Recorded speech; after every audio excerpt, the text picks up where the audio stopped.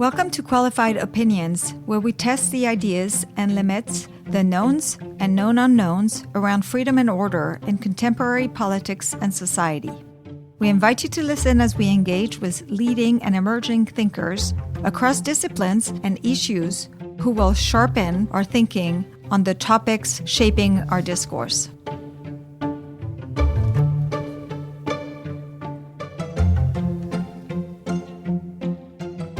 Welcome back. So, how much do people understand about the budget? How much do they understand about the tax system? How much do they understand about who pays the most taxes? And what do people believe about how much we should be paying in taxes? Do people understand that Social Security is actually kind of a big deal in our budget? All of these things I am delighted to be talking with my return guest, Tom Church and Danny Heil. And they're at the Hoover Institution. And I recommend that you listen to the episode that we did a few months back about Doge. And welcome back, guys. Thank you, Vero. Yeah, thanks for having us. So we were going to talk about the budget today, which we thought was going to be released, but the budget has not been released yet. But it's still an opportunity to talk to you. I'll never pass one of these. And so let's talk a little bit about a budget, even though we don't know what it's going to look like.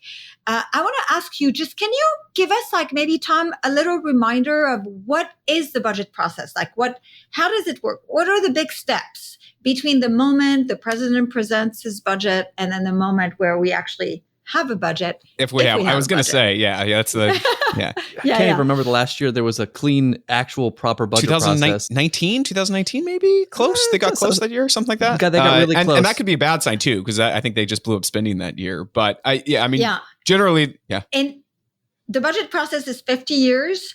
Mm-hmm. And if you add this 2019 time, basically it means that if the entire history of this budget process, they've done it the regular way, and they completed the project five times. Five times. Yeah. Well, normally, I mean, we got a new president in January, but in a normal presidential administration, the president's already there. They're supposed to present a budget in late February, or late January, early February. The first Tuesday of February, I think, is something the statute calls for. We haven't seen that in a very long time. And then they present it to Congress. Congress looks at it, throws it in the trash, and then starts marking up their own budget, spending the summer on that, and then hopefully voting on it in the fall. Different, obviously, when the president. See, Tom's is fall. It should actually be late summer, right? It should be before September 20. Well, but actually, I have a question about this because, I mean, in the Constitution, right, Congress is in charge of the budget. So where did it start that the president starts the budget? Well, I mean, it actually proposes a budget. So it's been around for a long time. And I think part of it is, the Congress does need sort of feedback on what the agency's demands are. So this is an opportunity. I mean, it's called the president's budget request. And it's literally, this is what the agencies need to do what Congress has told them they want the agencies to do. So on the surface, it makes some sense. And, I think, Congress is often right to sort of put aside a lot of the more high level sort of political wish casting that every administration is going to do. And somewhat the administration hopes they do that, right? The administration doesn't want everything in their budget passed. If you go back to like the Biden administration, some of the things they had in their budgets, those were things that the Biden administration did not want to pick a fight on, but they wanted to include them just because, their base wanted to see them. And then Congress goes and actually writes the real budget. Yeah. I also kind of wonder, like a lot with big, it's true, I think, with big corporations, but it's even more true with government. Big organizations are like big boats. I mean, they take a long time oil to turn. tankers, And in fact, right?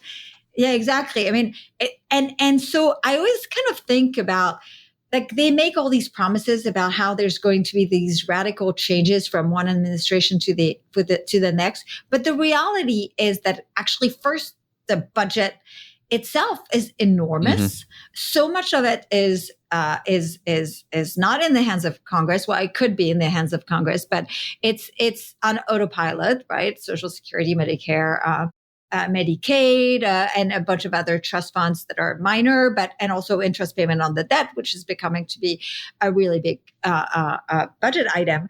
But so what it means is like really actually they're fighting over what? What's that? The share of the budget they're fighting? The discretionary's part that is about what, 1.8, 1.9 trillion yeah, or so? we're talking so less about, than 30%. Yeah, 30% or so of the budget. 30%. So you have 30%. And then within that 30%, basically, pretty much they're going to keep everything they've been doing for all these years. And so we really actually kind of talking about changes at the margin. You know, this is going to be dangerous, Vero, but because we don't know what the budget outline looks like, the president's budget request. But what would we expect to see? We probably expect to see some proposals for cuts to non-defense discretionary spending, right? Which I think they did back in 2020, Danny, which didn't pan out in the actual budget that eventually got passed. Yeah, the actual budget. I think you can go back. There was 1 year in the Biden administration where there actually was a year-over-year decline in non-defense discretionary, which was, the Republicans held the line for a change. But yeah, you're right, Vero. Like normally what it is what was last year's budget and then tack on, 2-3%. And that's that, whatever, that's the new number. And, they might move some money around depending on the agency's requests. But, by and large, this has sort of been the political compromise over the years of we're just going to raise everything and keep all members happy. Yeah. And so you guys, let's talk about the poll. You guys have a poll that I got aware of because Tom likes to torture me. And he tagged me on X and he was like, look at this. It's horrible. Wow. You didn't say it's horrible, but you were like, look at this, as if I needed to be, to get more depressed. So you did a poll that, try to assess what Americans know and don't know about the budget, but also the tax cuts that was passed in 2017. And the reason why it's relevant, as a reminder, is that all the individual provisions and some actually important provision on the capital side, capital tax side, and are expiring. The corporate income tax is there permanently. I mean, there are talks. Some people talk about raising the rate, and others about decreasing it. But in theory, it's permanent. So it is a good time to try to assess actually what do people know about it. And it's pretty stunning because on one hand, well, I mean, why don't you, I don't know, one of you what are the big top line of what is the good? Let's talk with the good. The good. Okay. Well, the good is that people are worried about the federal budget, about federal spending, and about debts, and I suppose deficits. Now, this poll, it's part of a new series of polls that Hoover Institution is running. We ran this through the Fiscal Policy Initiative. It's our group that's worried about tax and spending policies and doing what we can to try and right that ship. It's a poll of the whole American public, right? This is 1,700 people. And the good is that people say that they're worried about, the pace of federal debt. Now, the bad is that people aren't aware of what is actually where the budget is, like what we're spending money on. like you said, we polled, this was specifically about the Tax Cuts and Jobs Act and the federal budget. The last one we did was on tariffs. We did that back in March. This is before the pain of tariffs is really, really starting to show up. It's before the market crashed. And I think the neat thing here, Vero, is that we're asking knowledge questions. We're not just asking, do you support this? What's your prediction? Mm-hmm. It is, what do you know about these things? For the tariff one, it was very, very neat. We asked people who they thought was actually paying the tariffs. Did they think that tariffs were being paid before the goods were coming into the country, or are they getting paid when goods actually cross the border? And if people thought that they were being paid by foreign sources before they even showed up, they were 25 percentage points more likely to support tariffs. It's really just a striking thing. So we asked a bunch. We asked 10 TCJA questions and then another 16 just tax policy and budget questions. The American public doesn't score well when you say, is this true or false, or do you not know? And the people who actually just even said, oh, I know the answer to this, they did not. Yeah. Yeah. I mean, and so So the good news is, in theory, people are concerned about the debt, and that is true across political lines. Correct. They believe that Congress should do something about the debt, that they should actually take care of deficits, right? And they understand that our debt problem is getting worse, right? That's the good. But the thing, do they understand where most of our money is spent? Okay, I think it's our favorite question and results here. I mean, this is the most depressing. This is what I said was depressing, Vero, and you had to look at was we asked people, what is the largest federal spending program? What's the one thing that we spend the most money on by the federal government? The answer is Social Security. And it's been the answer for 17 years. And then there was one little year where it wasn't. And then you got to go all the way back to 1992 before defense was consistently above Social Security. It's been Social Security for decades. Yeah. And we gave people the top categories to choose from in randomized answers. But Social Security, Medicare, Medicaid, defense. We threw foreign aid in there because we knew that would people would go for that one, and then net interest spending, and then don't know. 17% of people correctly picked Social Security. 38% of people thought defense or foreign aid was the largest category. It does split a little bit by voter. Like Harris voters, 42% said defense is the biggest category. 17% of Trump voters said it was foreign aid.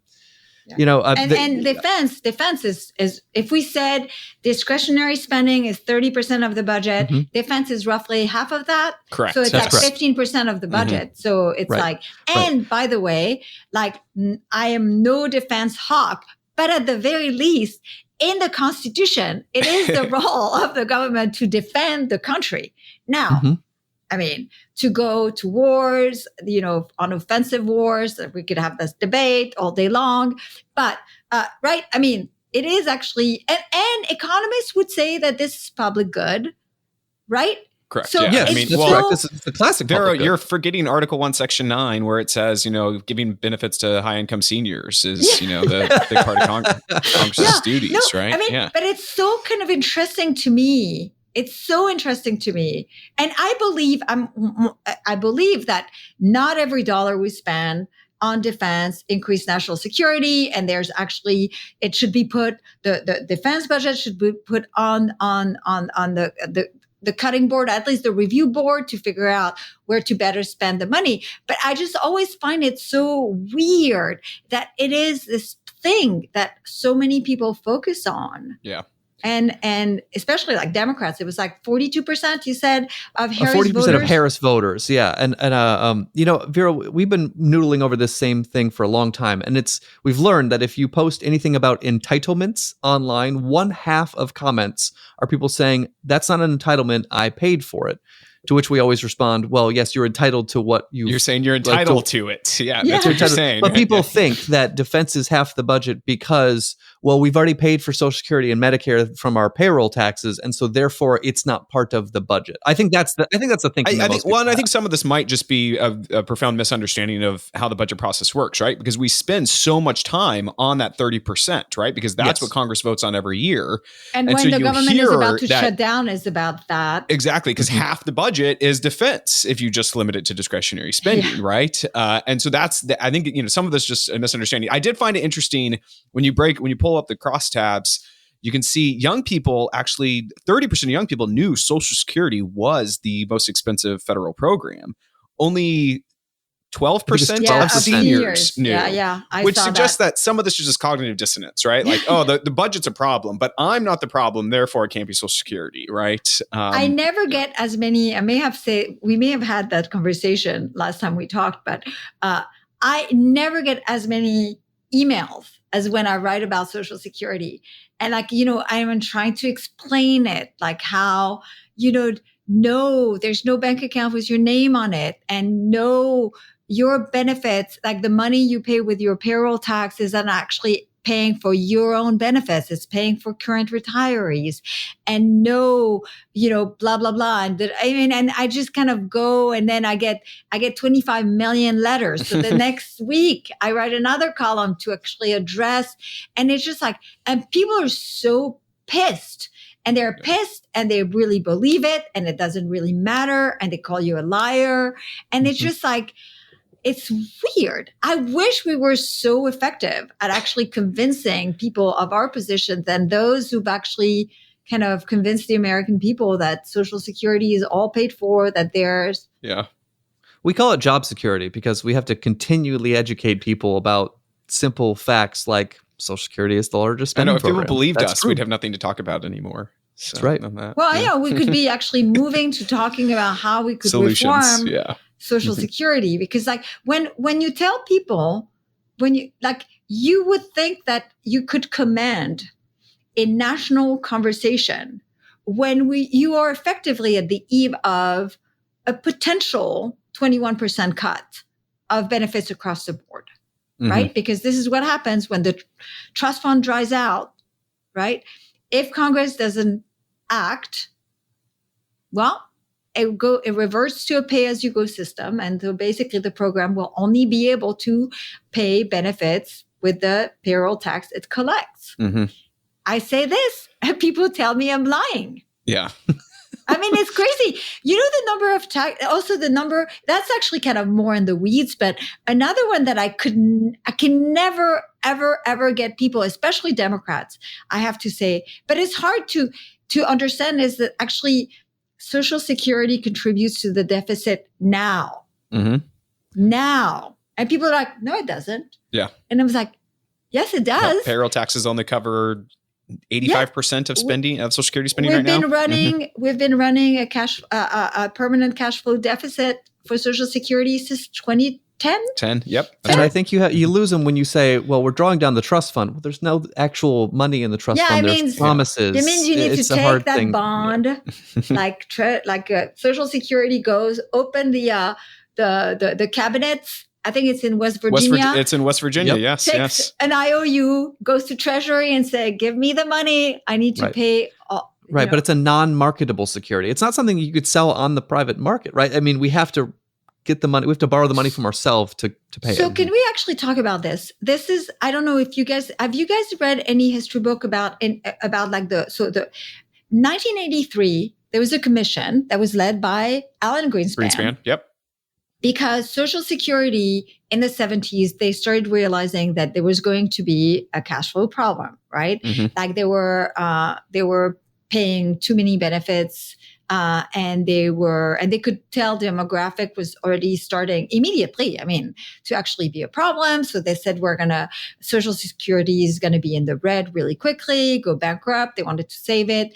Boom. Commission under Reagan, led by Greenspan. And that's where they came up with the trust fund system. What I find interesting, and I have failed to kind of appreciate, is like effectively what this has done, what the commission has done. They raised the payroll tax, right, and they raised the retirement age. Starting in about 20-25 years. Yes. Yeah. So It wasn't immediate. Yeah. But what they effectively did, and we have been living off, I think, the benefits of that commission work, is that I think they've raised primary surpluses for many years to come, and we've been living off, that. Is there anything else they did that I'm forgetting? So you gotta actually have to take a step back. It wasn't just like in the 70s they realized these demographic issues. In the 70s, Congress made a horrible mistake with Social Security, is that they indexed it to the wrong index. They doubly indexed benefits, and so in the early 1970s, 1972, they re-indexed benefits to prices times 2 effectively, and it wouldn't have been that big of a deal. But then inflation jumped in the 70s, and so by 77, the benefits were like 20% higher than they were just 5 years earlier in real terms. And so then they tried to fix it in 77. And then that's when they went to the current wage indexing system that we have now. And then 5 years later, they discovered that they didn't actually fully fix the problem. And so that's when the Greenspan Commission came in and tried to fix it. And even in the Greenspan Commission, when they were doing this, they said, yeah, we shored up the system, actuarially over the next 75 years, we've leveled out the system. But, around 2030 or so, it's going to go bankrupt. It's going to be insolvent again. And we'll leave that for future policymakers to figure out. But so a short way to explain what they've done, and correct me if I'm wrong, is that effectively what they decided to do by raising the payroll tax is that they were going to raise more revenue through the payroll tax every single year than they needed to pay for the benefits. And at some point, that they knew, because of demographic, they knew that and that extra tax revenue, they created these trust funds. Well, the trust fund existed prior to the Greenspan Commission. It did. And so if you go back to the 1935 and follow it, they would have too much in the trust fund, and then the Congress would vote for benefit increases. And then it would start dwindling, and they kept doing it. And every time they got a surplus, they would spend it. And then 1972, they had a big surplus. They increased the benefits, and then that's when Congress indexed the benefits. And so, you're right. Essentially, the logic was, let's run large primary surpluses from the 80s through the 90s. And then when the baby boomers hit in, then we'll draw down those surpluses, and then we'll leave it to Congress and the 2020s to fix this issue for future retirees. Vera, I'm glad that we could talk to you about this, because you're the person who would appreciate the weird accounting of this, because the argument is, it's not that there was actually any money in the trust fund, right? It's that for those 20 years, the government didn't have to borrow more money. Much, yeah. And so it's kind of like this is the left's case, is that we borrowed less money because we borrowed less money from, public sources, because we had this big positive trust fund surplus. Our deficits were smaller. Deficits were smaller. Now, of course, the problem with that is that that's not the way Congress behaves. Congress looks on and off budget and says, hey, look, we're running surpluses. Let's go spend that money. Yeah, and so we ended up spending more money because that trust fund surplus was there. So it's kind of like, it's important to actually say, and this is why I'm bringing this up, because I wanted to kind of see if you knew why they designed it this way. So what happened with all of that tax money that is not spent, right? The way my understanding of the trust fund is that basically that money is given to Treasury to spend, and in exchange, Treasury gives the program an IOU, right? And that's what it's a filing cabinet. And I think what was started in the 1980s, I think it was Byrd, West Virginia, of course. He was the one that actually demanded that they open up a real trust fund office. And so they put it in West Virginia, and that office has like somebody sitting there with a typewriter, and they get a call from Treasury saying, we just got, $1 billion more in payroll taxes than we spent in Social Security revenue. Create a Treasury bond for $1 billion. And they type it up and they put it in the filing cabinet. And then they'll get a call back a month later saying, hey, we just spent that $1 billion and pay it back. But it's all just an illusion. It's all just an IOU that the government pays to itself. But it did have real political economy effects. So what it did is it gave Congress the incentive to go and spend more money in the 80s and in the 90s than they really had, because they were sort of banking on this fictional accounting. Yeah, because they could have said, okay, we're gonna take this money, like do what we do with our retirement, right? Mm-hmm. Which is we're gonna make more than we spend.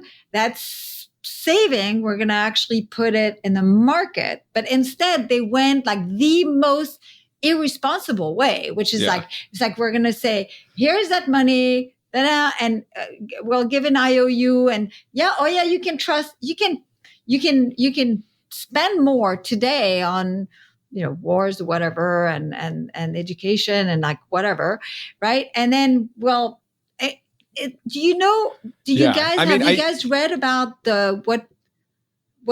what was the decision? Like, why is Greenspan? Mm-hmm. I mean, some of this was following the legacy of Social Security, that the trust fund had been there.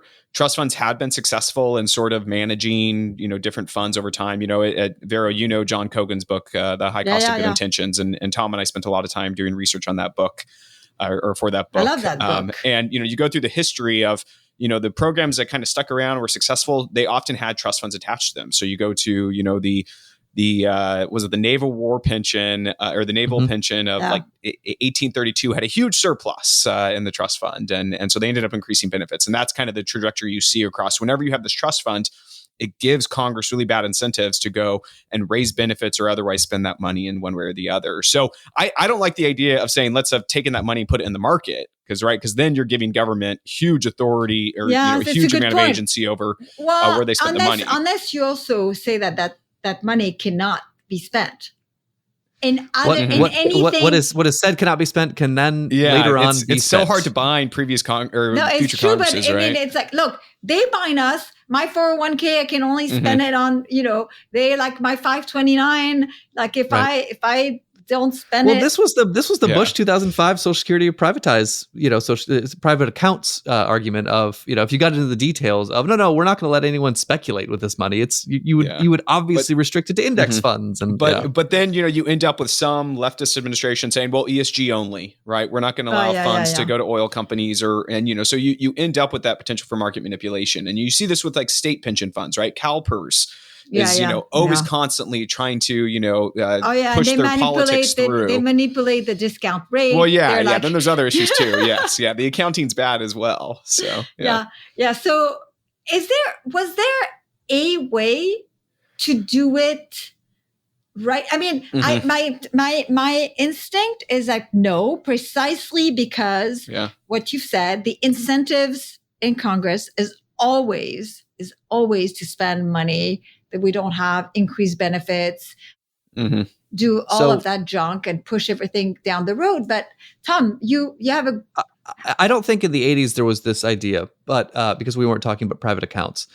But I think the only way would be that the money would be, and I say in air quotes, spent on, in a sense, tax expenditures, not collecting taxes. The idea in 2005 for private accounts, not the idea there, but other people trying to work this out, was we've got this little bit of surplus, right? We're collecting a bit more in 2005 in Social Security payroll tax revenue than we were paying out, and so whatever that amount was, say it was $200 billion, add that to people's private accounts for Social Security and use that whatever that $200 billion is, that's how much we'll be able to contribute to everyone on Social Security's private accounts. And so that money wouldn't be allowed to, it wouldn't be credited toward the trust fund. It wouldn't allow you to subsidize spending elsewhere, and it would slowly, over time draw down, but it would start private accounts out. You'd have to pay. There was this gap. If you added private accounts and you carved them out, you didn't add on top, you're losing payroll tax revenue, right? You're losing the pay-go revenue that you're bringing in right now. So you'd have to pay for that with the gap. Well, if you had the surplus, you could pay for it with that for a little bit, and then Congress couldn't spend it somewhere else. It's just too clever by half, though. So back in a couple of years ago, John Cogan and I did a paper on just how well seniors are doing today. And what we did is we actually went back to the 77 reform when they kind of set the wage indexing system that we still have to this day. And we asked, well, what would have happened if you would have just price indexed instead of wage indexed, that initial benefit back in 1977? And the problem goes away. And then the follow-up question to that was, well, what would that have meant for seniors today? How much worse off would they have been? And it turns out seniors are doing really well with or without, our more generous Social Security indexing system. And it's because of other changes we made in the late 1970s and things like essentially private accounts. That's when 401ks, IRAs, all of these individual accounts really started going forward. And if you trace that out over the next 30 years, what you discover is today's seniors have done a really good job saving. And on average, the median senior household is doing just as well as the non-senior household, which wasn't true in 1977. So in some ways, policymakers made a lot of good choices in the late 1970s, and they should have just paired that with, let's make the Social Security benefit a lot less generous than it was projected to be. But that is also, I would say, all to the credit of the capital market and deregulation and better taxes, like lower taxes, which has allowed this country to become and its people to become really rich and be able to actually really save a ton of money and get phenomenal returns on their investment. I mean, it's hard to overstate the fact that the reason why this, and you and I, we've talked about this, but I like to it's a stupid system. It's such a stupid system because it redistributes wealth to people who are young and relatively poor compared to seniors who have actually benefited from 50 years of capital accumulation. They own their home. They don't have to put kids to college. All of that is done, and we continue this system. Yeah, and that's where, I think the answer in the 1980s shouldn't have been, let's create an elaborate system of, private accounts or other things. It should have been, let's have, a actual uniform benefit that keeps people out of poverty. Yes. That's the kind of system that makes sense. And you look into other countries and you look at their social insurance systems. They're far less generous to high income people relative to low income people than the U.S. system is. That we give the highest benefits to people that are the wealthiest. Yeah, and I think the kind of, I really worry that basically first, do I have it correctly that only 1 out of 7 Social Security beneficiary uses Social Security for 100% of their benefits? I don't know that number offhand, but that sounds totally reasonable to me. Right. That, so it means that basically only 1 out of 7, that's who you want to preserve, and maybe 2 or 3 more. And, and on top of that, it creates disincentive to save. If I guess people believe based on your polls that they're, saving for their, but it does mean that they're not saving elsewhere. And considering the payroll tax is actually really the most burdensome tax for a vast majority of Americans. It's we talk a lot about the disincentive to work and the distortion created by the income tax, but actually the biggest and most painful tax for most people is the payroll tax. Right. It's 1/8 of their income when you include the employer contribution. Particularly for certain segments of the population, right? If you're a secondary earner, or if you're in your 60s and your choice is between receiving Social Security or continuing to pay the payroll tax, right? You can talk about, pretty high marginal tax rates pretty quickly from these things. That really does distort work and savings. Well, what you're talking about is Social Security started as an anti-poverty program. Yeah. Right. But now it is treated as a retirement program, but it was designed as an so it's treated by many, many Americans as a retirement savings program, but it's not designed for that. It's poorly designed. It's for that. Make sure my parents go on another cruise this year program. Yeah. Is what it is. And they, I've heard arguments for Social Security. Bruce Bartlett one day told me, he said, let's just be honest that we have Social Security because kids, we don't want to take care of our parents. And I was thinking, that is a bad reason for a government program that is actually costing so much money. But then the question is there a way to kind of actually make the program return more to its original intent? Or do you guys think that politically it's shot?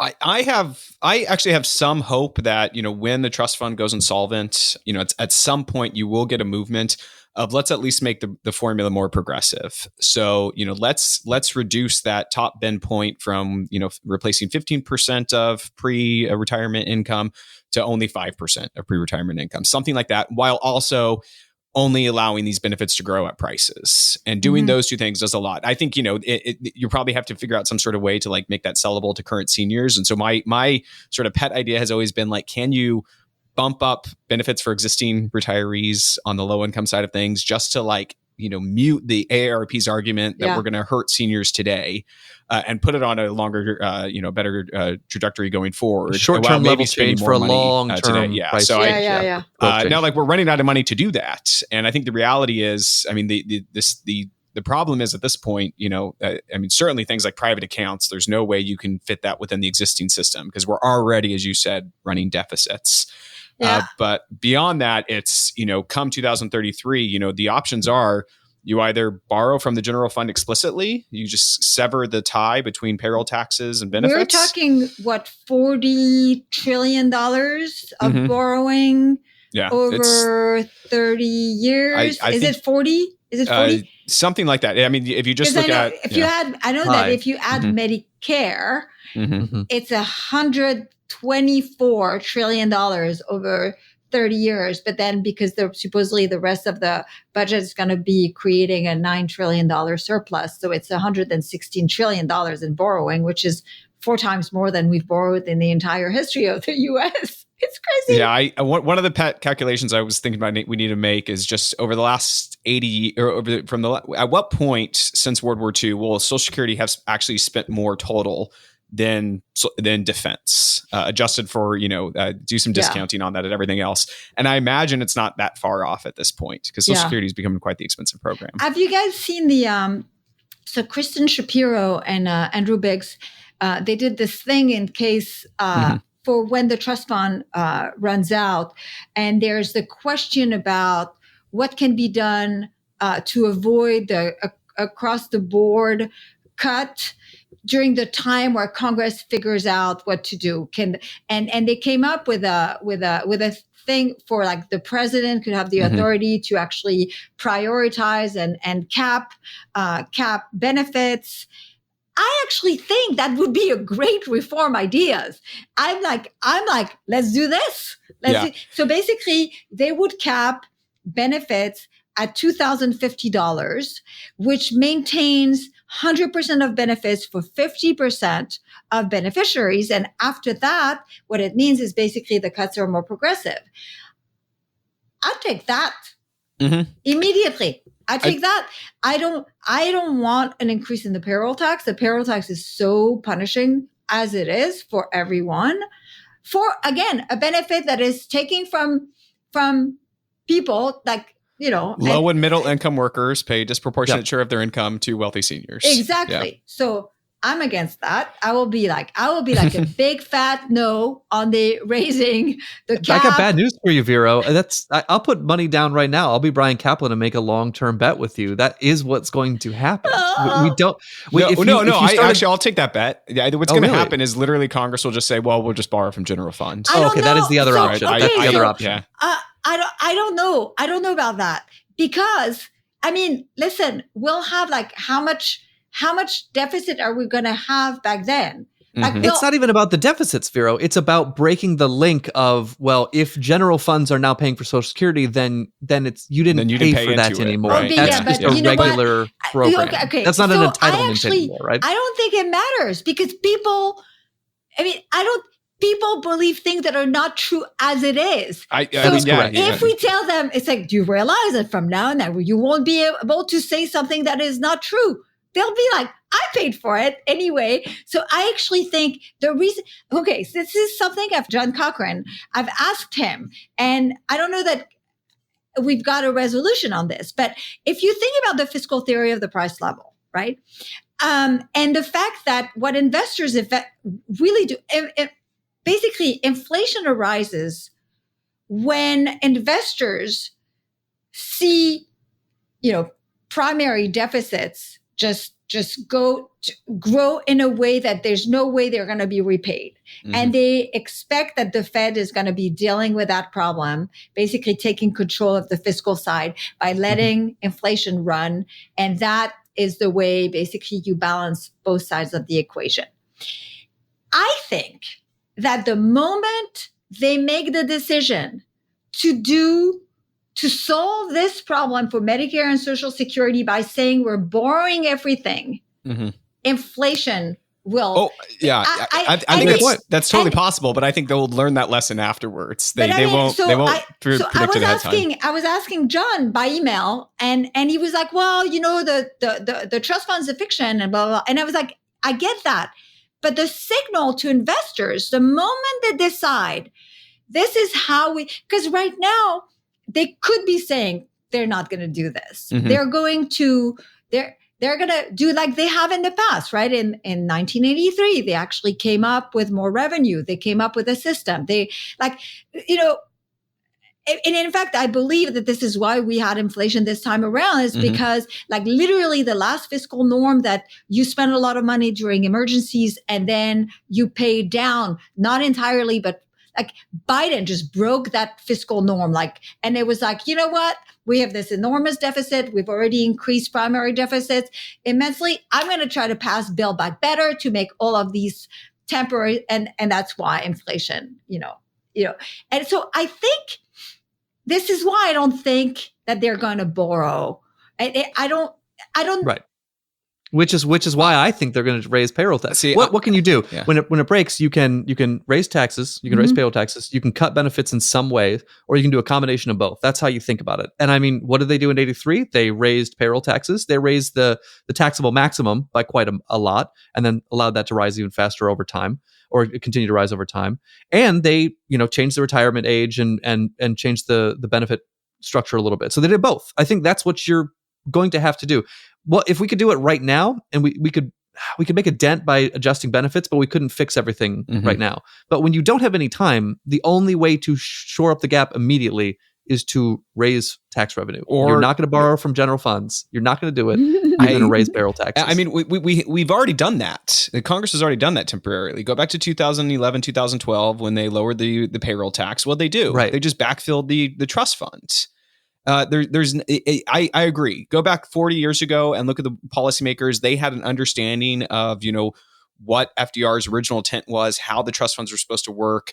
They understood all those things. Today, I don't think your average policymaker cares about whether or not the trust funds are being violated, or the sanctity of the trust funds are being violated or not. By the way, I have an argument against the argument I just made. And it goes as follows. I'm predicting that if they go and do borrowing, inflation will hit, right? I think you're right, Danny, that they're not going to know this. Some people are going to say this is what's going to happen, but most of them will decide to ignore it. I think, and you could look at, we were just looking at the forward rate yesterday, 10-year treasury, 10 years from now, the forward rate on the treasuries, and it's a lot higher than CBO is projecting. And so the market might already be sort of baking in that come 2035, they're predicting deficits that are much higher than CBO predicts, which is a very reasonable assumption. Yeah, Josh Rao, who runs our fiscal policy initiative, has been on this for a while of, hey, we've been spoiled by really low interest rates, but let's make some calculations of what happens if interest rates rise. He's got a 3 percentage point real increase. And I mean, that seems really high right now compared to baseline. But if you go to the 60s and 70s and 80s, that's small compared to what actually happened in real rate increases. Yeah. And Jack Salmon, with whom I write, with whom I work, who wrote on that Substack, Liberty Lens, it's called. I recommend that everyone goes and looks at it.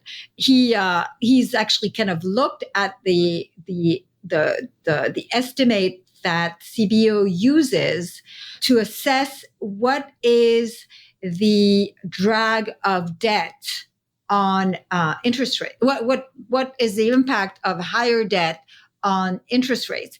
And CBO uses in its projection a measure that is actually kind of out of whack with the most conservative literature. So that while traditionally CBO has been off on its projection, usually because it overstated the increase in interest rates, that for the next 30 years, they're off. They're totally off. And by the way, you look at CBO, the debt's going up and inflation's staying flat.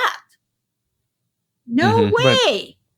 Yeah, well, some of that is, the argument is we've already baked that in, right? That the expectations are already there. So that's why you're not, the sort of the fiscal theory of the price level is really you get these unexpected increases in spending that bondholders all of a sudden think we're not going to pay back. Well, and I think this is what's going to happen the moment investors have the confirmation. They know for a fact that the way those bozos in Congress are going to deal, are going to deal with the trust fund drying out is going to be 100% borrowing. Yeah. And I think, getting back to the poll a little bit, my big takeaway from the poll is, policymakers can't wait for voters to catch up to the economics and to the realities of the budget situation. That there's a cognitive dissonance among voters of we have this huge budget problem, but all of my preferred tax policies and spending policies are not to blame. Yeah. And so at some point you need just executive leadership, you need congressional leadership to say, we got to be ahead of our voters on this. Yeah. And that's a very hard case to make. And, my concern is that you're not going to ever get there. Instead, the first people to notice this, as you say, Vero, are bondholders, right? It's the market all of a sudden signaling no, enough is enough. And then at that point, the problem is so much larger and almost intractable at that point. Maybe a case for optimism is that actually, I do think that we're not done with inflation. I think it's not gone. I think interest rates have the potential. They're not going back down like CBO projects. I think they're staying up, if not, going higher. I mean, just President Trump is doing his darn hardest to actually make interest rates go up. And so basically it will be untenable. They wouldn't have the budget space to actually just borrow. I think it's not a completely unrealistic scenario that we're in a bad fiscal shape where even the most irresponsible people on the planet just can't do what they want to do. What's the signal though that they see? I think that's the signal from bondholders saying, no, we want a higher risk premium. We think you're going to inflate this away. We think, something else bad is going to happen and we're not willing to accept current rates. And once they see that, then maybe, fiscal policymakers get their act together. Yeah. But at that point, there's already a lot of pain, right? That's the problem, right? Yeah. Oh, yeah. Vero, what's your prediction if Congress comes out and says, okay, let's pass, let's adopt a current baseline, let's cut taxes by 5.9 trillion in 10 years? What do you think? I think this is not going to make inflation go away. I think bondholders going to be like, you know what? Look, on top of that, like, do you know that 18% of our debt has a maturity of less than 3 months? Yeah, the maturity, the overall, and it gets shorter every time we borrow a lot of money. And shorter and shorter because what? Because people are actually getting weak knees about buying 30-year This reminds me of John Cochrane, like 15 years ago, proposed like a perpetual debt instrument back when rates were super low. And my goodness, we should have done that. Like, we should have taken all of our debt and sold it at the lowest rate it's also forever. It's like it's not as if they didn't know this enormous mountain of debt was coming, and also they're like, how can we have ever trust that somehow politicians would have a backbone in the future? I mean, I don't know. But okay, so Vero, we ask people TCJA questions. Would you like to? And so the good news, people worried about debt. The bad news is that you say, would you like to extend all of them, even if it increases debt? And they go, because again, they want lower taxes. But we asked, including, would you support extending all these tax cuts if they offset some of them with Medicaid cuts? Well, no, first we said just spending cuts. With just spending cuts. And they were kind of for that. You get a 10% as long as you only cut defense and foreign aid. Whatever program you don't like. Yes. Yeah. And Medicaid was wildly unpopular, Republicans and Democrats. I mean, like, wildly unpopular to make any Medicaid cuts to offset the Tax Cuts and Jobs Act extension. Okay, so this is of course why they're not doing it. This is what I don't understand. Like Medicaid. Okay, so if I would want to first take the knife to Medicare, just go at it because again, it's like I think it's massively distortive of the healthcare system, but it's by definition it's not taking care of poor people. But that said, there is a lot to cut in Medicaid. And Medicaid in particular, Medicaid suffer from enormous amount of fraud. Enormous. It's like, can you remind us how much fraud there is? I mean, I think GAO, the number for Medicare and Medicaid is, 120 billion a year in improper payments. Now, some of that, and that's on the consumer side, Danny, right? So this is the thing, Vero, that there's consumer side fraud, which you're talking about here, but then there's what the games and gimmicks that states have been playing. Oh yeah, there's so much to cut without actually. That you could sell to the American people. And this is one point that I've been making recently. And Tom and I, over the years, we've done a lot of research sort of on leftist ideas for changing the American healthcare system.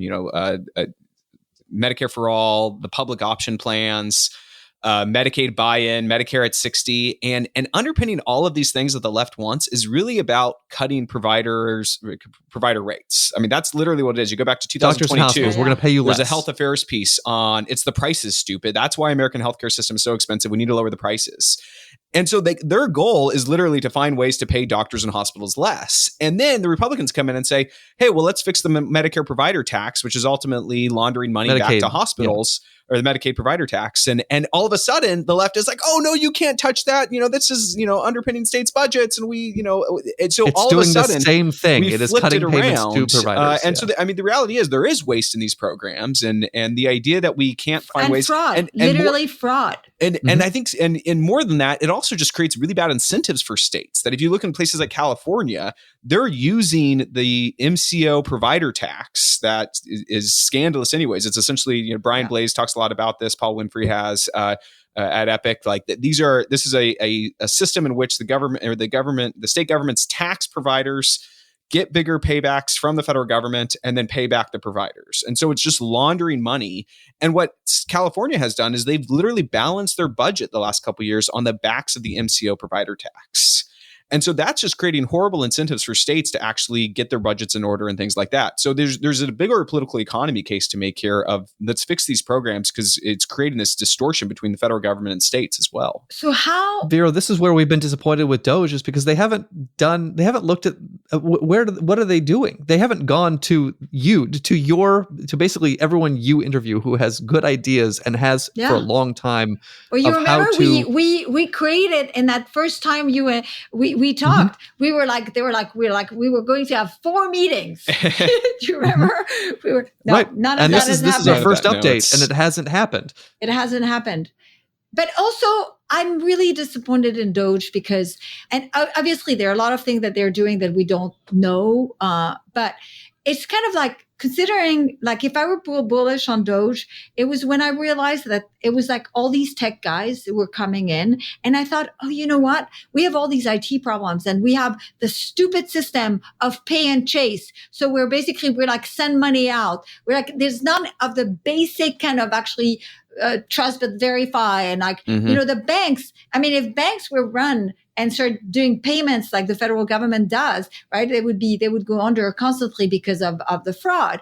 And I thought, they're going to be able to actually fix this with tech matters and that's not what they're doing. Instead, they're doing, what they're doing. I don't know. Have they brought one fraud case? I mean, fraud is it's a federal offense, right? It is something that would lead to criminal convictions. Has Doge led to any? Have they identified any? No, you know what I would have been satisfied with when I heard that they were actually taking over the treasury payments system. I remember seeing a tweet by Alex Tabarrok that says, no one would have thought about this, but it makes actually a lot of sense to actually kind of check the payments where it starts. I thought, that's kind of brilliant. And of course, when I said this, like everyone was like, libertarians for a violation of whatever. And I was just like, I mean, if you're going to be stopping fraud, you should stop somewhere. And actually where Treasury makes the payment seems like a good idea. What happened to that? Because like you could think of if they built a way to kind of actually verify these payments. I think some of this is, their mandate was to move quickly, right? And a lot of what we're talking about on these fronts are things you can't move quickly on, right? That, the Silicon Valley mentality of move quickly and break things, like that is a political nightmare in DC, right? If you break things, congressional staff and members start calling you up and get really angry, right? So people don't get checks. So and then you get more people government. don't get checks, and then you get more government, right? So my sort of sense was, part of the problem was the demands on them were literally solve this problem in 2 months, and you're like, well, the problem's been around for 40, 50 years, longer than that, and to expect just immediate change is just, unrealistic, particularly in a place where you still have to lean on civil servants and bureaucrats to move a lot of these things. Yeah. It looks like there are kind of like I saw an interview with the Doge guy who was at the IRS, and it seemed that they're actually working with the employees to actually kind of do IT modernization. This is going to be the irony. The only place where they're going to put efficiency is in order to be able to get more of our money. Yes. To tax us more. Maybe in the long run. But I mean, haven't you seen, Vero, the estimates of how much less revenue we're going to get because of fewer IRS agents and compliance and all the rest of it? Right? It's the estimate is that Doge might lose us money in the short term. Whatever. But I mean, like it's just like we have this enormous problem. Like we have this whole entitlement nightmare. We have all the fraud and which would, I don't understand why they don't focus on this, because we're going to have to reform one way or another. If you actually get rid of the fraud, get rid of the stuff that's just like basically even fraud, literally, let's call it fraud from the states, right? It means that the benefits will have to be cut less. So I don't understand why actually there's no, like, the political incentives don't align with that vision of actually not having to cut benefits too much. But on the tax side, I mean, so people don't understand, like, I mean, I wasn't surprised to read that actually people think that, you know, rich people don't pay any taxes, high income people, they're like they don't understand that the tax code is progressive. And part of this may be the payroll tax effect, right? I mean, like for a lot of people, that's the tax they that's see. the main tax, yeah. And they don't even see that tax, right? Yeah. They don't see it, and I don't think most people also don't know that the payroll tax cuts off for rich people, right? I mean, that's not even a thing as well. Yeah. Part of it does, yeah. But so they just don't know anything. They really don't even know the provisions that are expiring. They just don't understand. They don't even understand how, like, it was kind of amazing about how little they understand. Right. We asked people that what the maximum anyone should have to pay in taxes, both a marginal rate and just an average rate. Like, what percent of income should be the most anyone's, is taken by the federal government? And something like, what is it? 3/4 of people said the maximum tax rate should be, shouldn't be higher than, I cut it off at 27% because that's what the average tax rate of the top 1% or the top tax bracket pays according to AGI. I mean, it was 3/4 of people said it shouldn't be higher than this, and it is for that group. I mean, they just don't know how much rate. Yeah. The average rate. Yeah, they don't know how much people pay in taxes, especially high income earners. And I mean, getting back to Doge a little bit too with this, that, I think my hope for Doge, and it's probably Pollyannish, is that their efforts, because they're not going to be terribly successful, at least in a year from now, if a member says, hey, we actually do have to reform spending, and we can't look at foreign aid anymore. Waste, fraud, and abuse isn't enough, right? Right. This thing that everyone got wrong, we tried it. It didn't work. We tried all these things. And so maybe it gives a little political cover to the folks who care about this issue to say, okay, we tried it your way, and now we need substantive entitlement reform. Just like tariffs are going to turn Democrats into free traders. Oh, Vero, yeah, there we go. That's amazing. Like, that is amazing. The polls are like, people are just like, trade is great. Free trade is even better. Yeah. The problem is, I can't remember. Did you actually did you poll on tax revenue from tariffs?